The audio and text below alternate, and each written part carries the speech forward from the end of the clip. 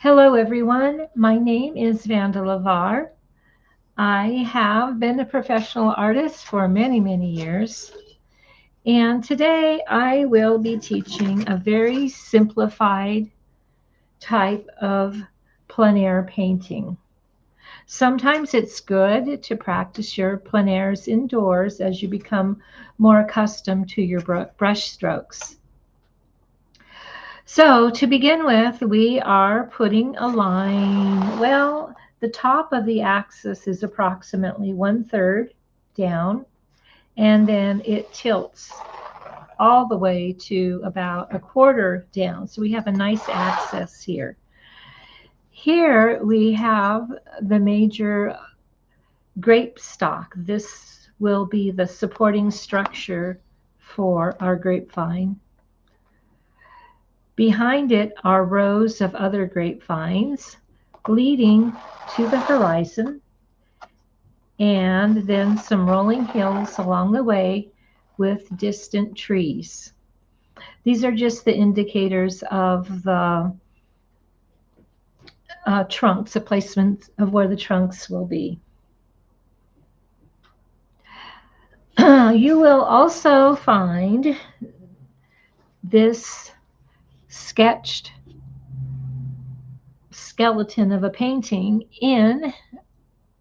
as downloadable in the comments. All right, so to begin with, let's look at our colors. We have yellow ochre and lavender, white, black, Paynes gray,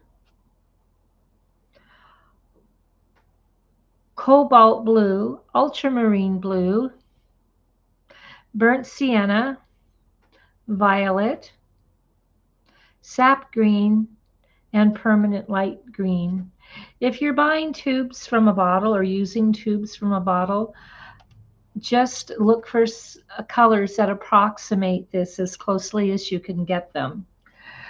This is an easy painting, and as long as the color variation is close, any of your paintings will work. You're going to need a paper towel.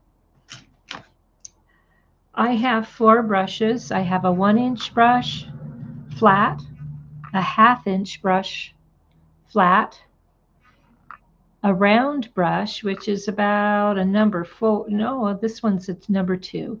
And these are all synthetic. And then I have kind of a beat up old brush. You can see that it doesn't really even bend anymore. Sometimes these beat up old brushes are great for creating textures. To begin with, I am going to start with my 1-inch or my 1/2-inch brush. I'm going to dip it in water, and I will lay it, once I've dipped it in the water, I will lay it flat on the paper towel, because this is the ferrule. The ferrule notoriously has the ability to grab on to droplets of water and make them go right down onto your painting before you even know it. There's your drop of water. So be sure that you lay the brush flat enough that it touches the metal ferrule. I'm just going to darken the outlines here to begin with. I believe that for the horizon line, we'll use a different color, but we're just going to kind of place in where the grapevines are going to go. Notice that I'm wiggling my brush. I put the lines down rather narrow. I did this because I will be wiggling them around. You will also notice that I am not putting the paint on thick. There's actually very little paint on my brush. This is just a little bit of a sketch, and we will end up painting over it, but you will still be able to see through it which is kind of cool because that way you will not lose your lines. Here we go for some of the ones in the background. So they get a little closer together. The lines get a little closer together in the background. And we're just going to kind of keep going back like that.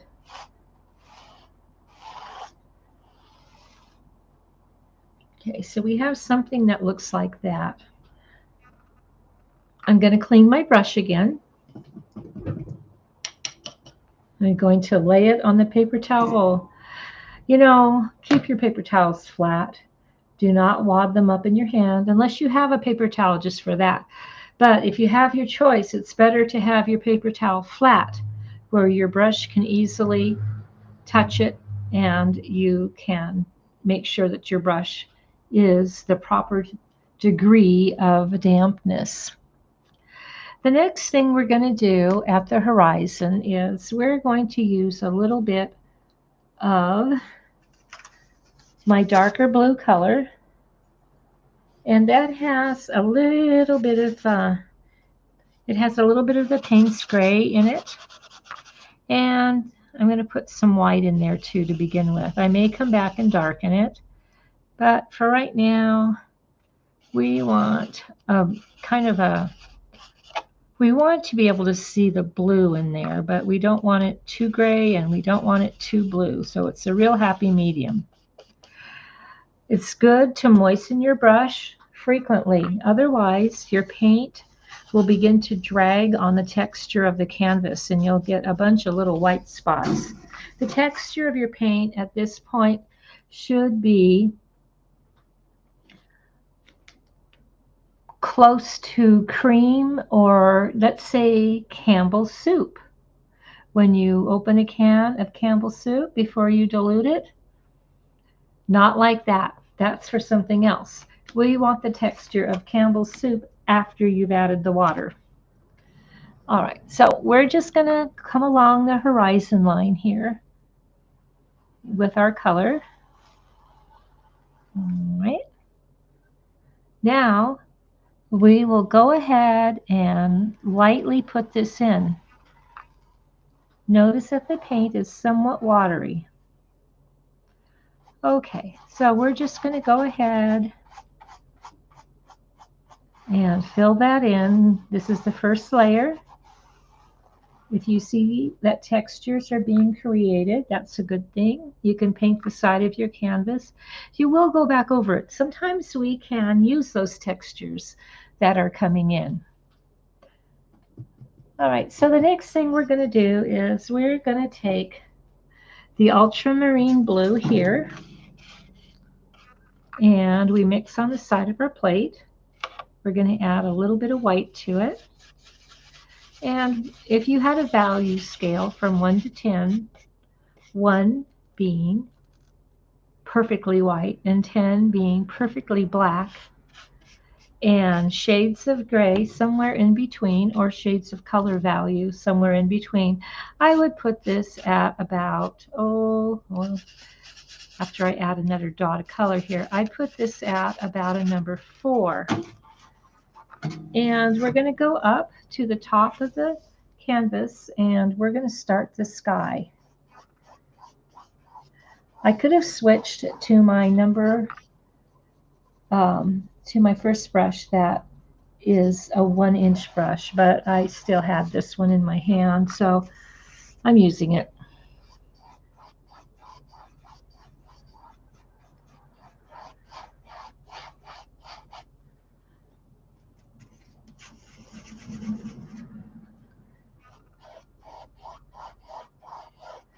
I'm allowing some variation in the sky up here because it will help to create an atmospheric look of, different types of clouds.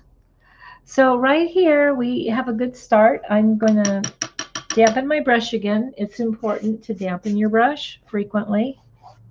And I'm coming down even a little further right now.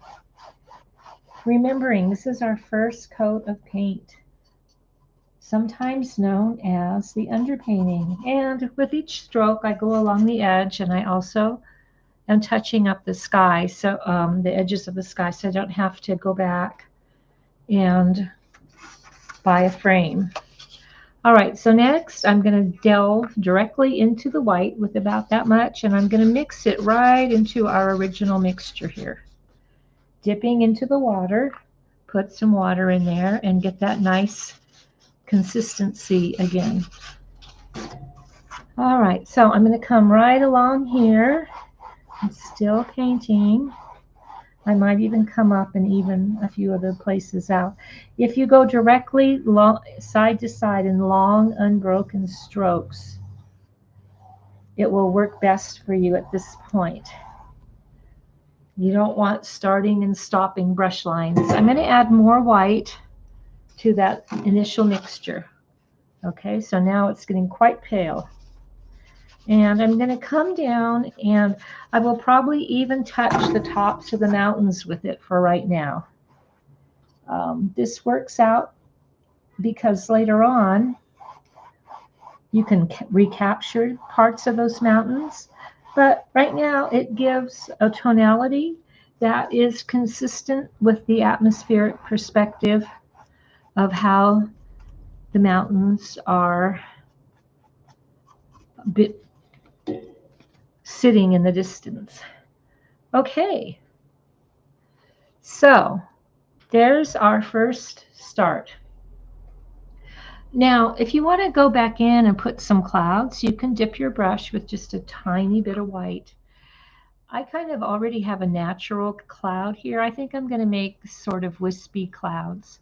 You want to keep the whitest edge of your cloud towards the top of your painting. Okay, and then anything else, you can lightly touch the bottom. It's still wet, and you can blend it in. I'm going to add another wisp in here. They don't all have to be straight. Some of them I'll blend in more than others. Okay. I am actually thinking that I want to soften this edge, so I'll just go right back over the top. Notice that I'm wiping my brush off. You don't always have to clean your brush. Sometimes a quick wipe is what you need because the paint is acrylic and it dries very quickly. I'm going to put a couple of more in here. Just some little wispy things. Just enough to put some interest in the sky. All right, so for right now, that's enough. I'm going to go back in and work on the mountains a little bit. This time, I'm going to put a little more blue in the mixture. I'm going to use some of the cobalt blue here on the edge. And just a ton, well, because there is already that gray tone, first I'm going to try just putting the blue over it. But that's not right. I can see that already. So I'm going to go ahead and add a bit of the Paynes gray into that blue mixture.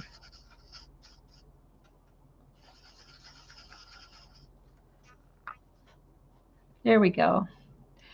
Now, overall, along the edge, this mixture will be darker right at the horizon line. As you move up, the mixture will lighten a little bit. There's more shadows at the bottom of the mountain than there are, or actually deeper shadows at the bottom of the mountain than at the top of the mountain. So you want to make sure that you keep the bottom of your horizon darker than the top. Okay, and if you see variation in your strokes here, that's all right also. Mountains have lots of bumps and ridges and crannies and highlights. So for the moment, that will work. I do think, though, that I will put a little bit more of the, I'm going to use the darker blue now, and along with the Paynes gray. And I'm just going to put it right along the bottom, and here, right across the bottom. I'm going to wipe off my brush, and then I'm gently going to come along and try to work that in. Just blend it in so we don't have a hard line. No hard lines yet. Hard lines will make your painting look very amateurish if they're in the wrong place. And most hard lines, because there's so few hard lines in nature, if you have a lot of hard lines, it will distract from the beauty of what you're trying to create. Okay, so now we have even more perspective that just sort of spontaneously happened just by adding those things in there.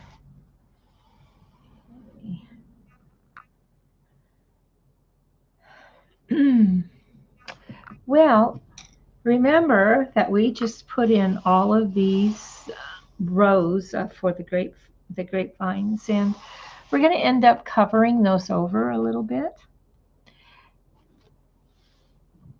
The reason we put them in now is because if we had just left it as pencil, you would not have been able to see it. So I'm going to take a mixture of, well, I think to begin with, what I'm going to do, I'm going to take some of the yellow ochre and a little bit of the brown.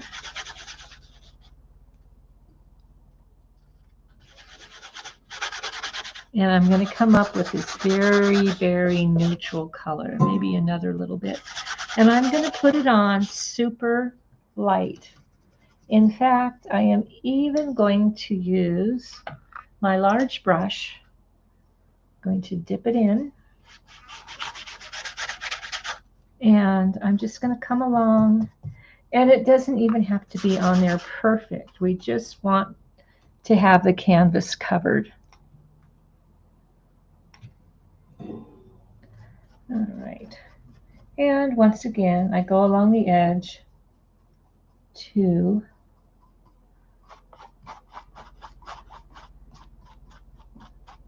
cover it so we don't have to buy a frame.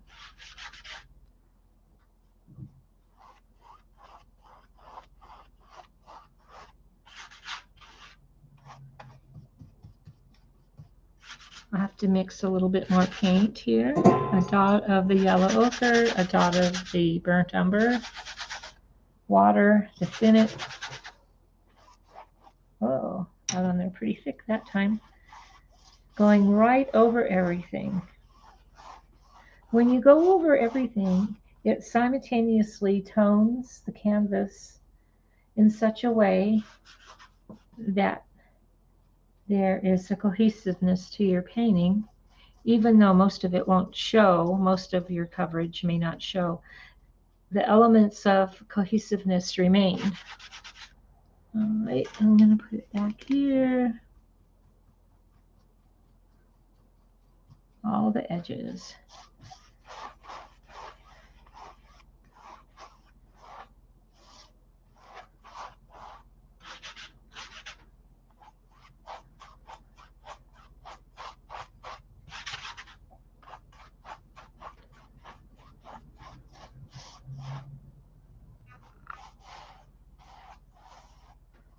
All right, so that'll take a second to dry. In the meantime, I'm going to add some burnt sienna to my palette.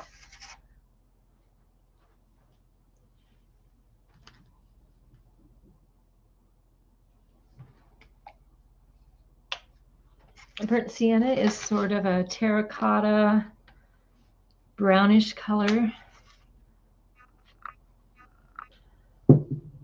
And let's see. So the next stage that we're going to do is we're going to be working on the ground, which is under the painting, or under all the grapevines. And there's a variety of colors in there. We will be putting in, because we already have this basic ochre color, yellow ochre color, muted yellow ochre color. We're going to add kind of a little bit thicker than what we had before. We're going to make sort of an uneven line that's going to go right under the main bar of our grapevine. And then we'll do another here. It's going to come along here also.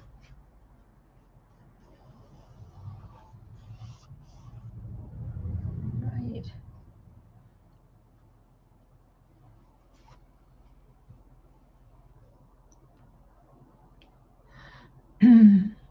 And then in between all of these little lines that we have already put on, we're just going to make some indication of bits of this, all paralleling kind of what we already have down. Okay, and once again, we don't want everything perfectly straight, because that's not what happens out there. And if you want your painting to look amateurish, just try making it perfectly straight. That will kill your look of realism away. All right, so we have a lot of this here already, and I'm going to add a little bit more right there.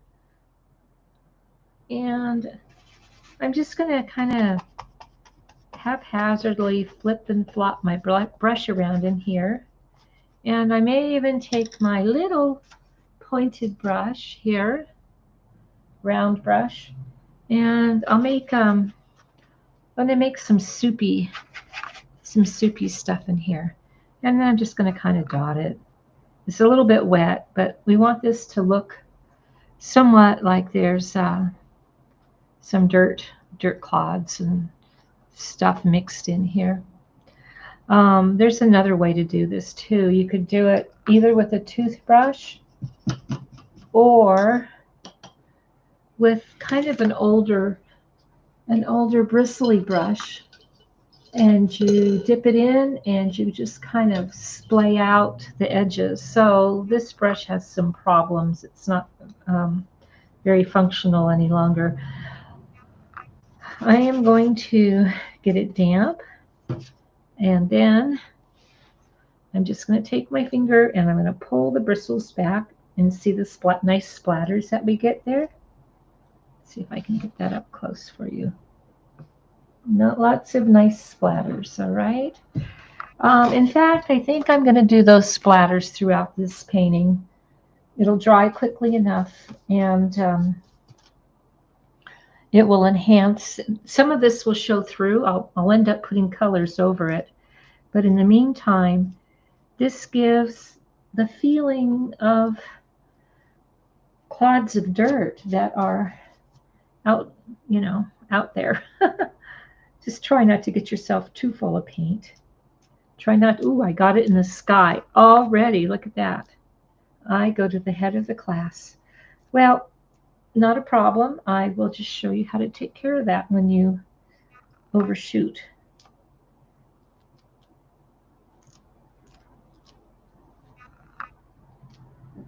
It's a good thing that that was just the beginning of the underpainting.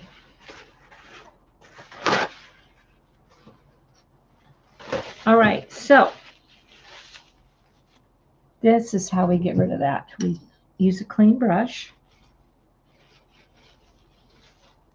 and we'll just quickly go in here and wipe it off.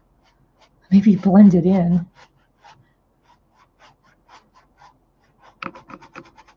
All right. Could always turn it into a sunset, but we don't really want to do that. So I kind of smeared it out And now I'm just going to come in with a little bit of white and let that dry. Sometimes it takes a couple of layers of white. And that put that mountain in the foggy background.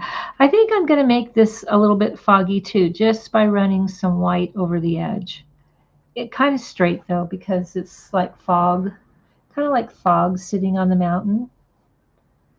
And that really causes the look of distance. I'm going to go ahead and put a finger of fog down here along the horizon also. You don't want it too straight, so kind of wiggle it around a little bit. Don't make it too thick. This should be thin paint. And try to wiggle it when you go up and down so that it kind of has that uneven ethereal appearance which fog sometimes creates when it's at the base of a mountain.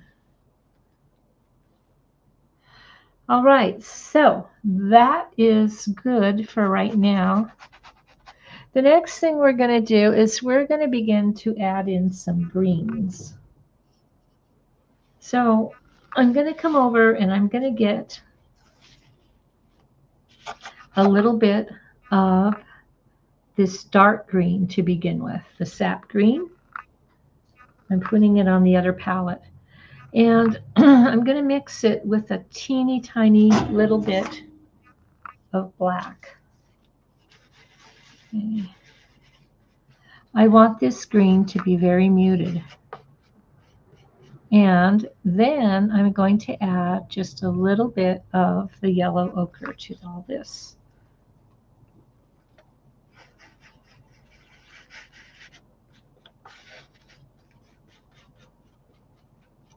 And a little white too. I want some of it darker, so I'm mixing a little spot of the lighter one over here. And then the darker green there. So we have two versions of it. I'm going to go ahead and use my larger brush. And I'm just going to kind of scoot along in patches that parallel some of this colors. I'm going to let some of the canvas show through here. That is a very accepted practice in plein air to allow bits of the canvas to show through, because plein air started when in the 1800s, really, when the railways first came into existence, and simultaneously paint tubes were invented. Notice I'm skipping and going back and skipping. At this stage, we're not looking for anything exact. We're just putting it down. At the halfway point, I'm going to stand up and look at what I've done. And that will give me a good feeling for what I need to do next. Anyway, the railways were going across England, and prior to that, there was no easy way to go out and carry your art supplies. So everything was done in the studio, and everything was kind of formal because of that. You weren't out there to capture the reality of nature. Once the plein air movement started, the artists were able to pack all of their supplies and go by train. But the most important part of that is that paint tubes were invented. Prior to that, artists would have to mix their paint on the spot and carry them around in little dishes, which is not very conducive if you're hiking through the wilderness. With the invention of the railway and the way to go to your destination and get home on the same day with enough time to paint, plein air was born. And initially, artists were just creating color studies, and they did them very quickly, like we're doing.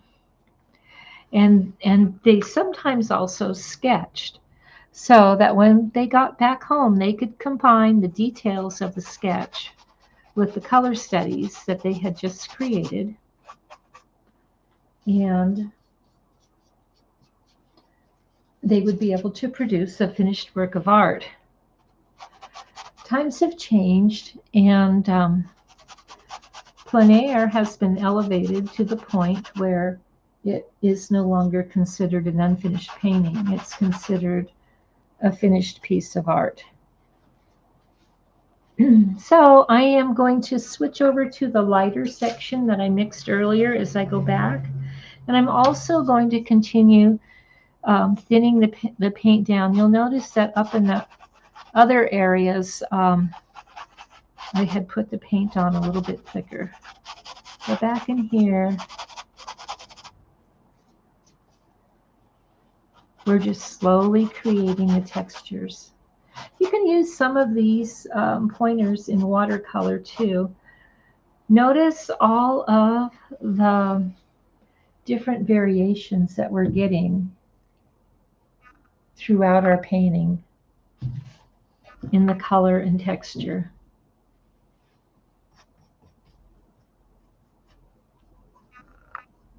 And I'm also still remembering to touch the sides up. Frames are expensive, guys. Okay, I'll do this one too.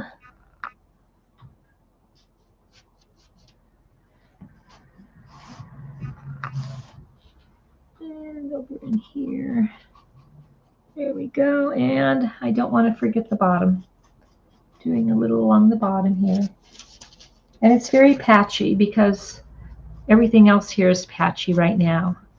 And that adds to the effect.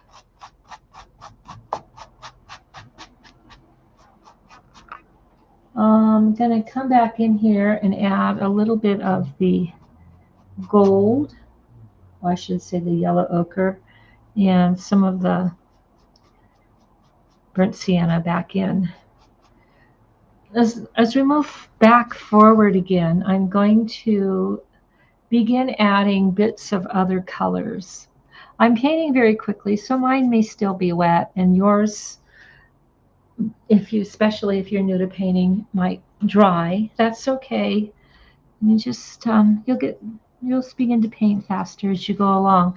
I dip my brush in the bright green and white, and now I'm going to mix it in some of this darker green that I created, just to tone that color down ever so slightly.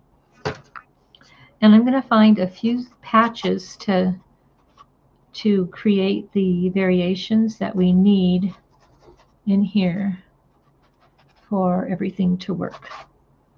Okay, I'm going to add even a little bit more white to part of it here. Okay. Now, the first grapevine here is our main focus.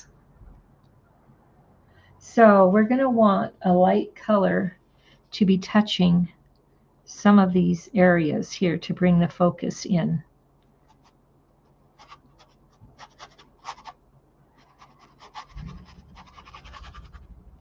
All right, and notice we can still see that line.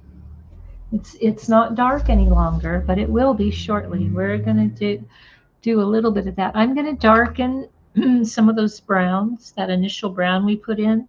I'm mixing that dark brown with the sienna color, the terracotta color. And I'm just coming along in here and just mixing it in a few places. Nothing too much, just here and there. Okay.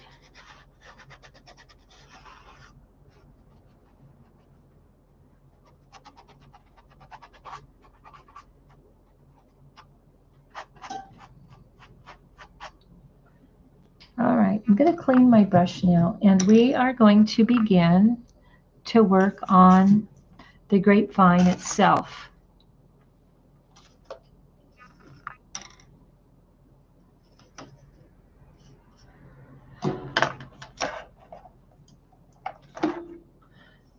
to start this, we're gonna use the brush that was kind of worn out and sticky and had some of the hairs were going to and fro. And we're going to begin by putting down the some of the brown, keeping in mind the angle of and way in which the bark grows, which in some areas is haphazard, but overall there does seem to be, especially on the base of the trunk, kind of a pattern that's kind of entwining, I guess is the right word, entwining as we go up. Okay, so we're gonna, and we want this very rugged. The bark is extremely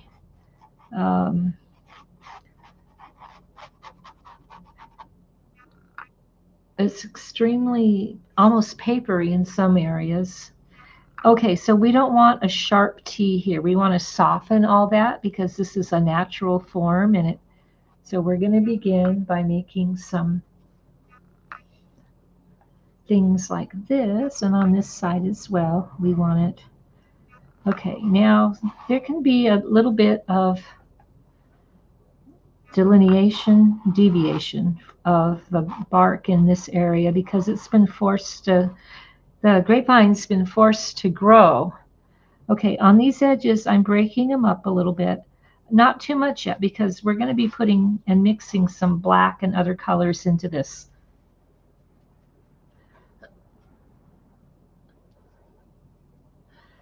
Next, we're going to go the width of the vine as it travels along the fence or wire. It was probably trained on wire. It may not even need wire anymore, but it's going to become thicker and twinier as we go along the edge. Okay. All right, there. And there's some that of the, notice how I'm letting the ends of this broken down brush have their own way. It really helps to have a brush that is not perfect for something like this. All right. There's a little bit of a rise here, almost like the beginning of a heart, like the top of a heart here as it trails off.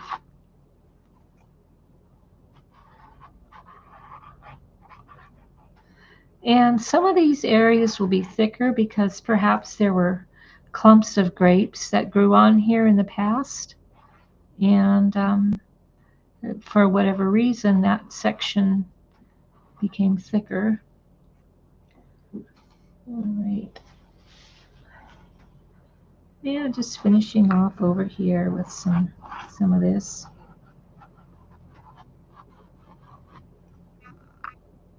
You'll notice that I have lights showing through here. That's okay. They don't all have to go. I'm now going to go into the black area. And I'm just going to kind of haphazardly put it on here to start and see how it looks. I can go back later and refine it, but as with most painting, you have to get paint on the canvas before it's going to look like anything. Usually the paint requires multiple layers. This is going to be the dark side of our light source here, is to the right. Okay, so I'm going to make this much darker on this side as we go down. And over here. Okay. And the underside, of course, will be in shadow of the whole underside. So we're going to, of the vines as they go along the edge here. Okay, so that's starting to go. And one in here, some of that underside. And that roaring in the background is the guard dog of the studio, Miss Boo Boo. All right. Now, as the sun is coming this direction, there will, of course, also be some shadows that are going to kind of fall more this way. It comes down. And I'm going to fill in a few shadows in here, just haphazardly. I'm not going to fill in the whole thing, just here and there.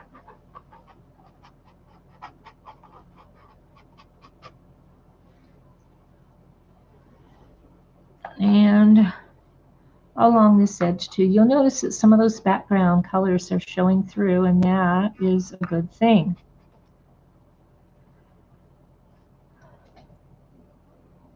Okay, so we're going to let that dry for a minute. And I'm going to go ahead and dip my brush in the Paynes gray, which is slightly lighter than the black. And I'm going to make some uneven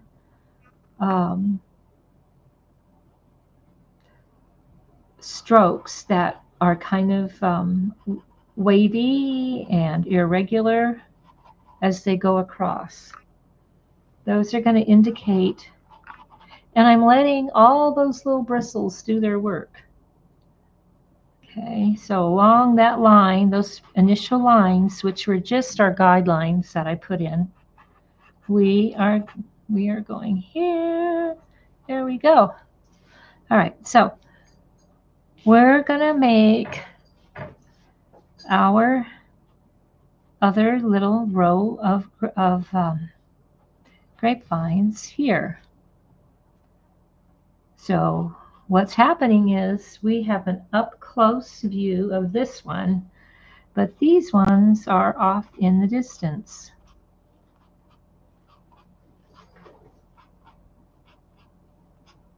So we have that one started. Now, once again, we're going to do the same thing. We're going to thin the paint out a little bit, though. Okay, we're going to get some of this Paynes gray, and we're going to make it much more soupy. And away we go, remembering to keep our... If to begin with, you don't have to make a perfect line. You can just kind of skip along. And that way you can join your other lines in later.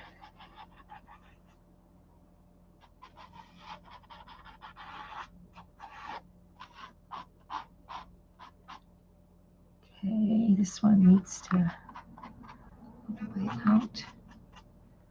All right, so we've established what's going on here with our painting. We can come in with the brown now, and we're going to thin that brown color down a little bit, kind of soupy also. And we're going to go back over this first new line that we created, but we want it thinner as we go along. And we don't want it super big. Remember, this is all in perspective. We're just going to kind of fill in those scattered dots that we created here. Okay, then we can go ahead and start putting in our individual trunks of our grapes, of our vines. Okay, so now we've got 2 rows of grapevines. Hooray! And we're going to keep doing this. Let's go ahead and get some more brown and go for it again, remembering to thin it with water down just a little bit. And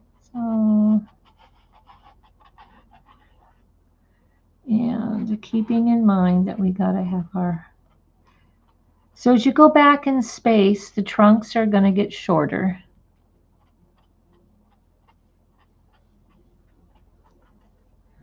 And then we're going to do this one over here.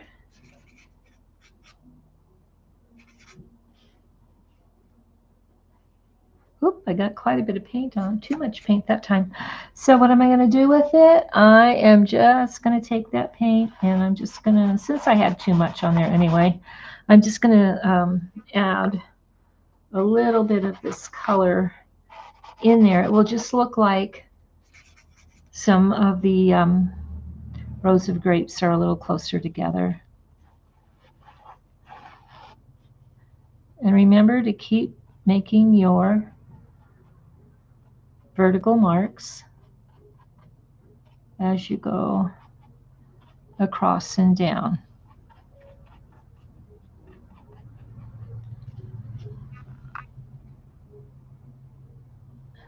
All right, so that's looking pretty good. The next thing we're going to do is, I think that we will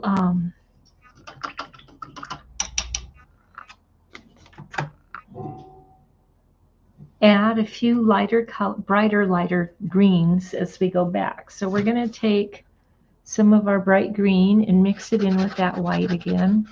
And we're going to tone it down though with that sienna color, because sienna is in the red family.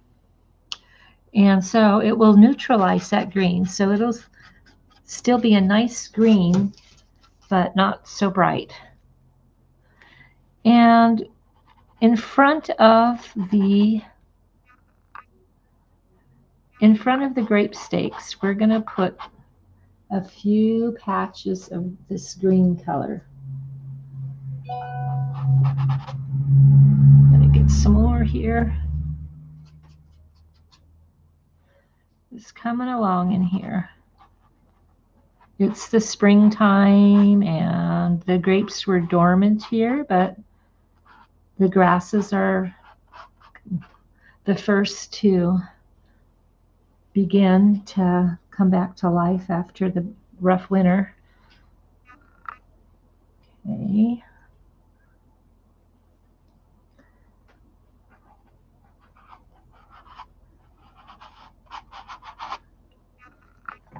Right.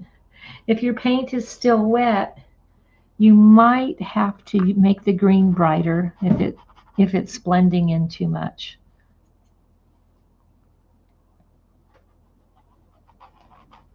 So we are sort of adding more variety into our rows. Each of our rows gets a little bit of decoration with these colors.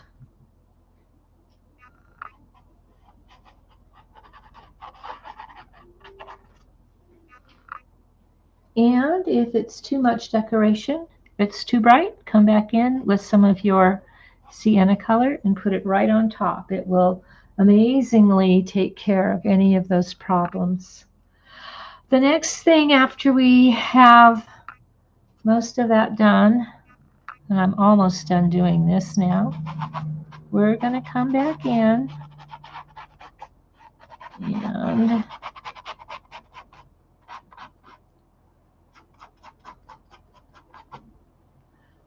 we are going to add some of the shadow color, because there will be a little bit of shadow that falls, and we're going to use the Paynes gray. So some of the Paynes gray we're going to put right in here, very thin.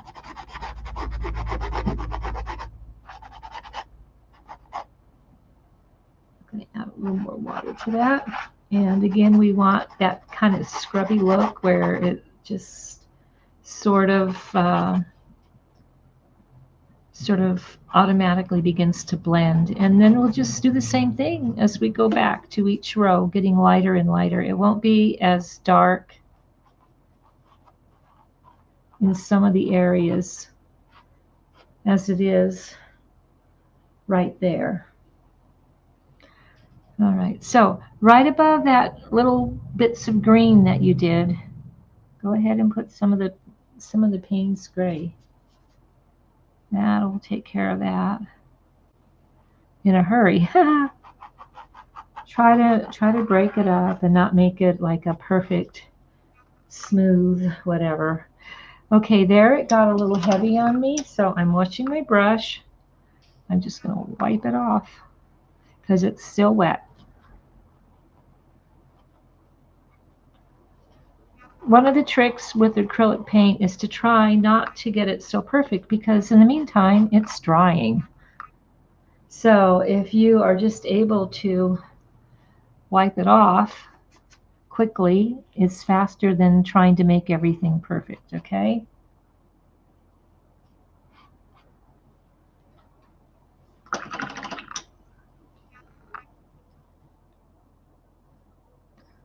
All right, coming back in to get my colors. All right.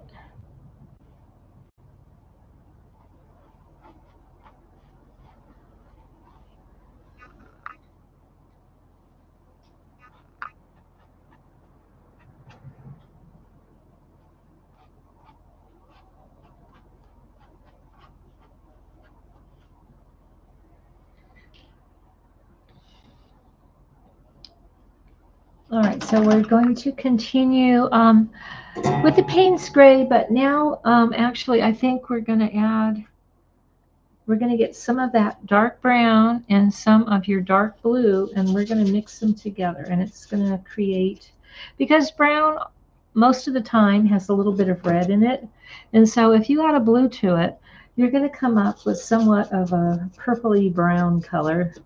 I mean, it's subtle. You're not going to go, oh, wow, that's purple. You're going to go, it's brown. But if you really deconstruct it, you're going to see that there's a little purple in there. So I'm just going to come along here and put a line of shadow very lightly. Of course, we're going back. It's not going to be as dark.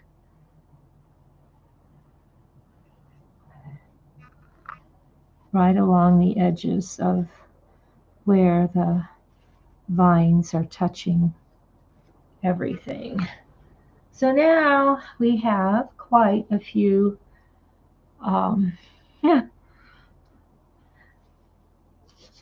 rows already done.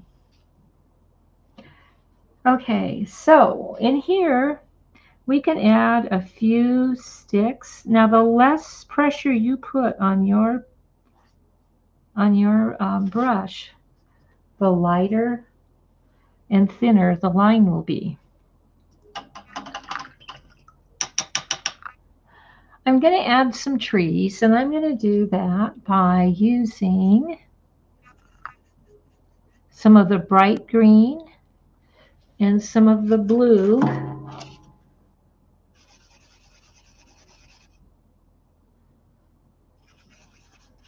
And a little bit of the black. Bright green, blue, and black. And then I'm going to add a little bit of water. Now I can still kind of see where the trees were here. So initially I'm just going to make some shapes. And I'm going to want it much thinner as it approaches the sky up here, because remember, these trees are in fog.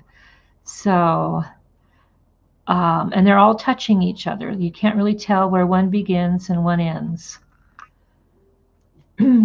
I'm going to want this even thinner. I'm going to add more of the gray to it, and I'm going to thin it down. And if I don't get it thin enough, I am just going to take a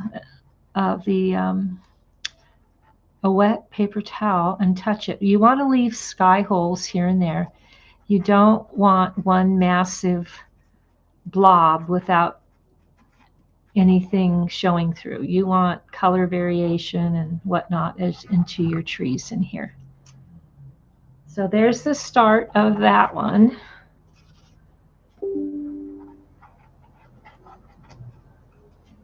All right, more Paynes gray is coming up here. And as we go down, I'm going to actually go into some black in here. I don't want it all black. I'm just mixing the black in with the green that's already a little bit wet, pulling it up in some areas darker as it approaches the base of the mountain. Over in here, I'm going to have a few trees, They're not going to be as big, a little bit lower, more variation. As we go along in here. Okay, now up here, I'm just going to kind of tinker with it a little bit. Move the paint around till I feel like it looks like the pattern found in brush.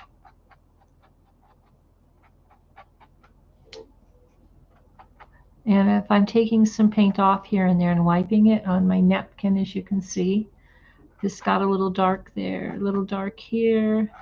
And even as I lift the paint, you can see the texture forming of the trees far away. Okay.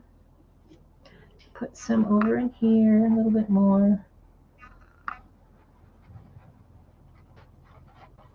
I'm making, like in this area, I have very little paint on my brush, and I'm making the forms, I'm making them very circular.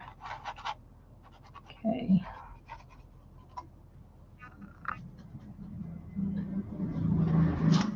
All right, we're going to let that dry for a minute, and I'm going to look at it.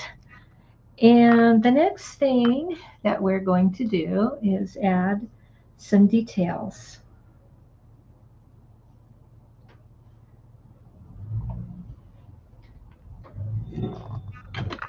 All right, let me set this up so I can take a good look at it and see what I think.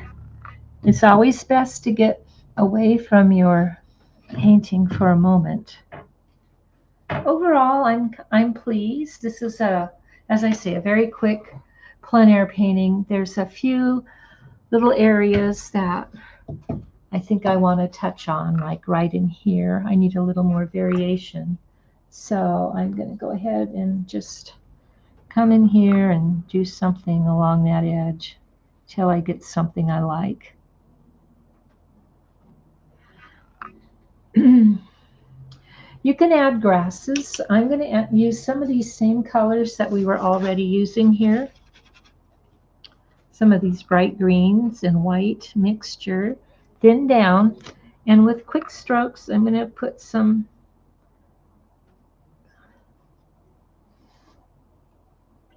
brand new grasses coming up. I'm also going to incorporate a little bit of the dark greens too as they come through.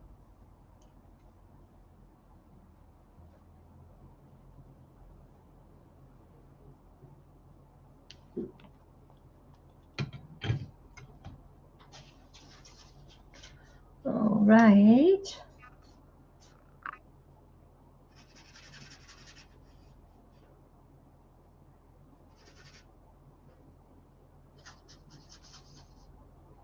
Okay, so the quicker you can make the stroke and the lighter the pressure, the better your grass is going to look.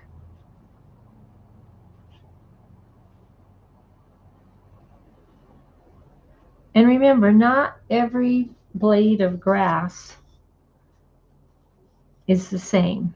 Some of them are going to be bent. Some of them will be thinner or thicker. And I think it adds a bit of interest to put the grasses in the front here.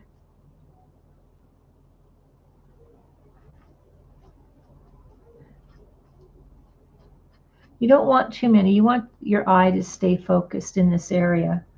Although you can put a few little shorter ones on the edges if you want.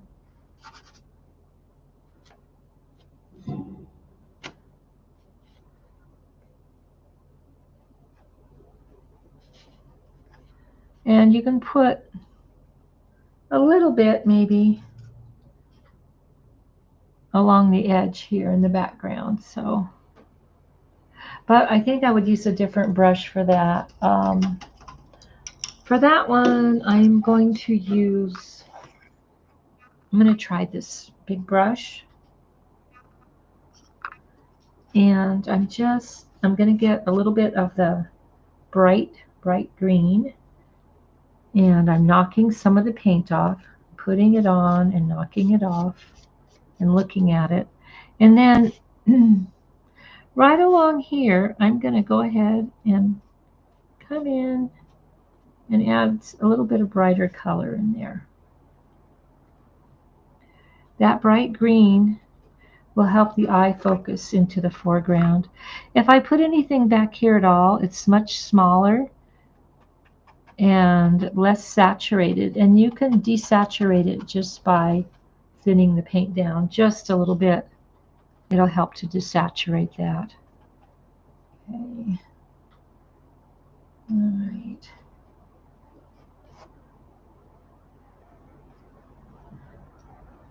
I'm going to add a little bit more of the bright green over some of this areas. The kind of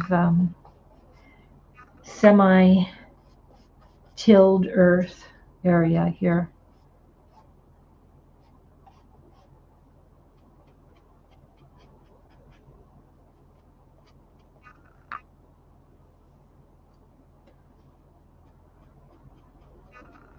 Now I'm making actual short little strokes here.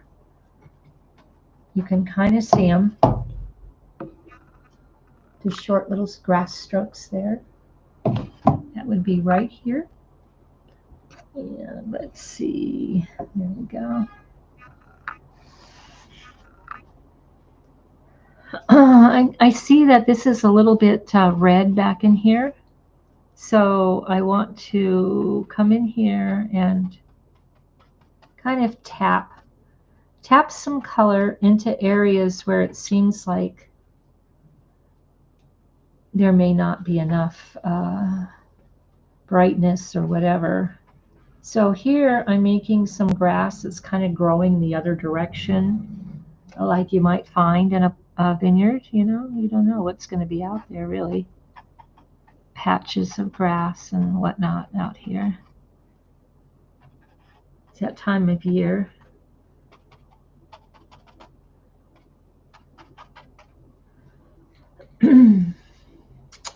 All right, for the next moment, we're going to focus on using our little brush that needs the help, the one with all the dent. And we're going to get some of the dark blue and some of the Paynes gray and mix it. We want a nice blue gray, and then we're going to get some white. And we're going to make kind of a light blue gray. And we're going to come back into some of these areas of the bark and highlight it. Remember, this side here is dark.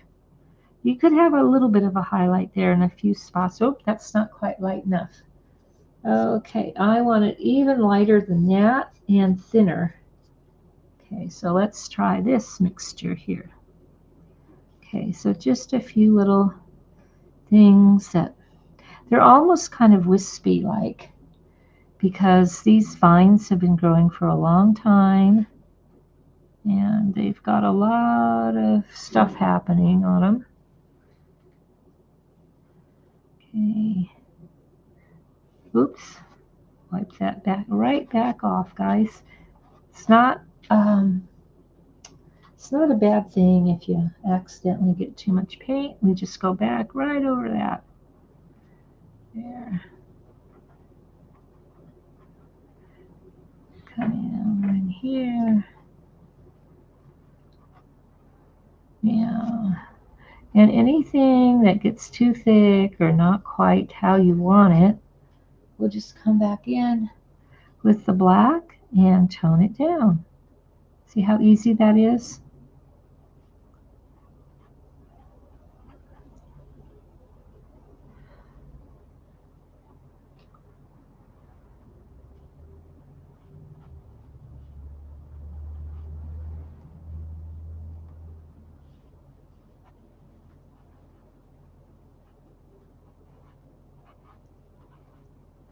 Now I am going to make a couple of the edges dark up here just to make it stand out from the other grapevines. So I'm dipping directly in the black. Oop, I don't want too much paint, so I got to knock some off.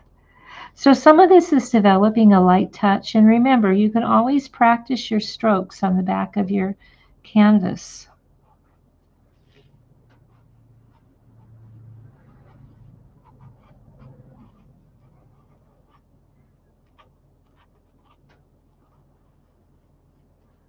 All right, so I want my thing a little bit wider here.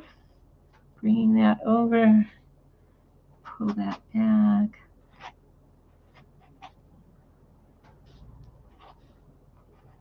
You want to avoid any like super straight lines on here. You want lots of curves.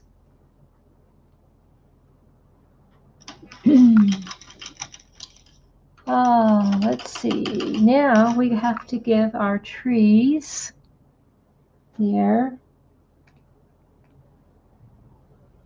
trunks. They're just kind of back there with no trunks.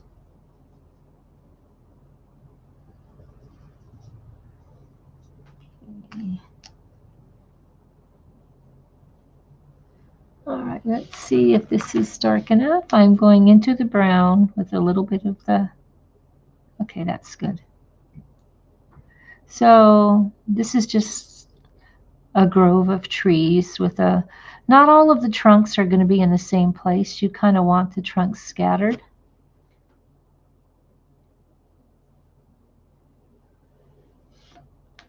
None of them are in the same place. I'm going to come back in there, and I'm also going to mix a little of the light blue, the cobalt blue, with white.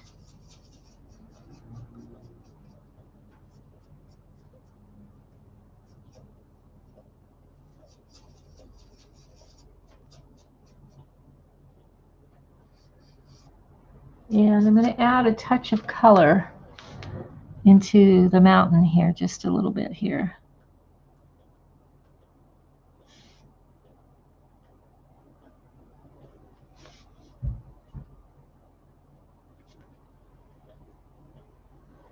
And add a little bit of an airy feeling of the sky and the distance coming through.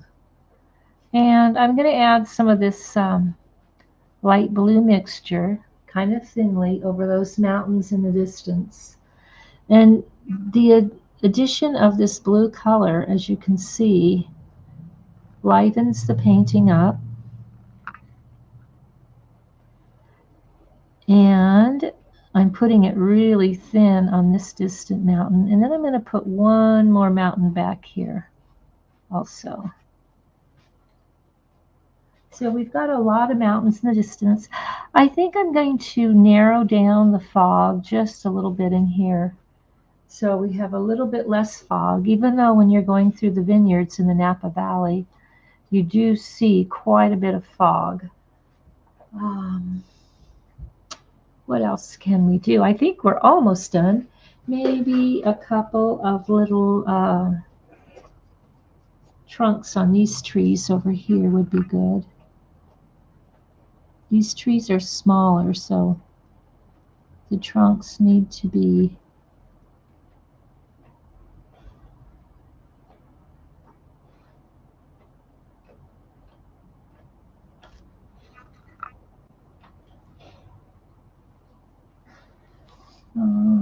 let's see, clean that brush. We're almost done, guys.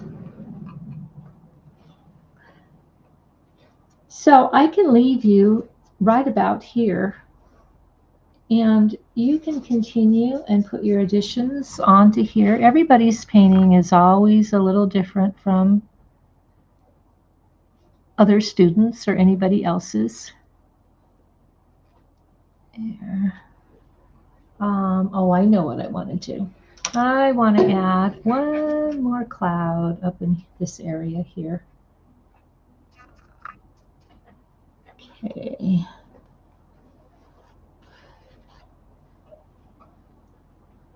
Remembering that I wanted to keep kind of this wispy look, so I'm putting it on real thin, kind of dragging it through.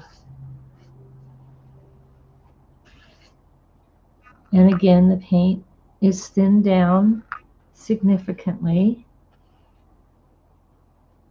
Okay, that's a little there. Gonna get a little thicker in here. Maybe a tiny little touch of blue added directly into this area would be great. Yeah, like that. Maybe another little bit more here.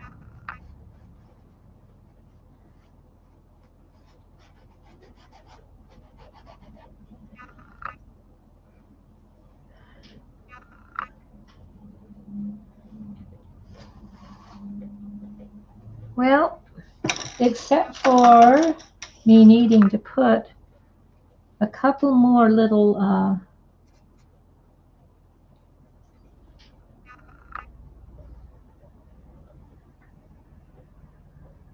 maybe we can put a little bit of a fog line in here because of the trees. Yeah, that's good. That has the look. But we still need to put some trunks, which are not, they have to be so little here, guys. You don't want a big trunk. That would be disastrous at this point.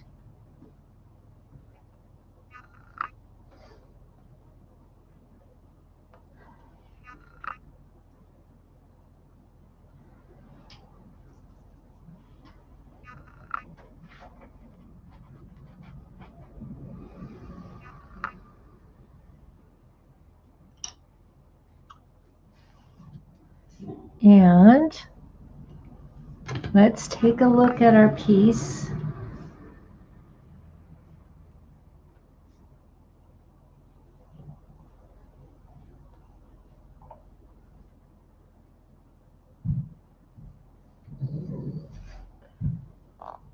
I think we're pretty close to finished. These videos can get long, but I will tell you that you can always go back in, and if you wanted to add a little bit more detail, say into this first row of grapevines, you could do that. You could come in here and add a few things so that they're not all quite so uniform. Just come in here and, you know, sometimes they have these little branches that kind of stick out. So you might want to capitalize just a little bit with that.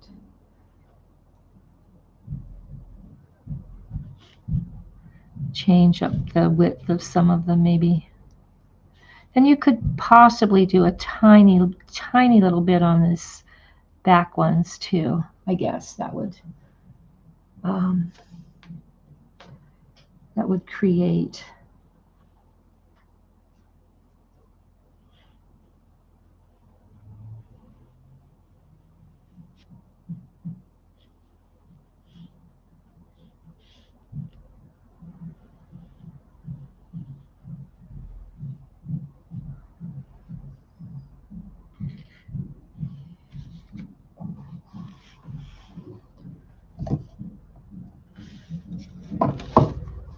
and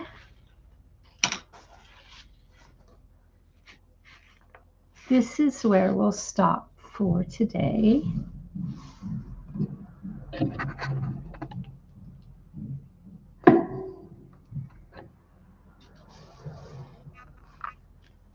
This is our grapevine. Feel free to continue working on this or leave it as a pure plein air painting. Thank you again for painting with me. I would love to see what you do. Please email me at artistvanda1@gmail.com with any questions or just to show me the results of what you have created. All right, everyone. This is Vanda Lavar saying over and out from Academy Art of the West. Have a great day, everyone.